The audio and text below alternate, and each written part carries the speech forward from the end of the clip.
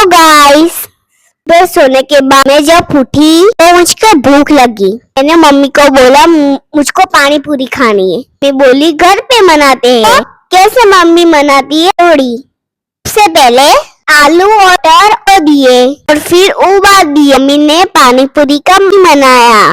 धनिया पुदीना सब डाला मम्मी ने और फिर मम्मी ने पीस दिया। मम्मी ने बाउल में ग्रीन पाउच डाली और फिर ठंडा पानी डाला, थोड़ी शुगर डाली और फिर घर का बनाया मसाला और फिर ठंडा ठंडा पानी तैयार। और फिर आलू मटर उबल गए।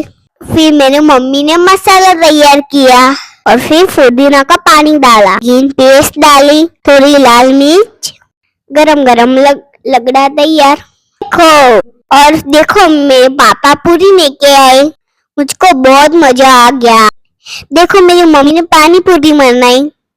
सो यम्मी। चलो मिलते हैं अगली वीडियो में। Bye bye.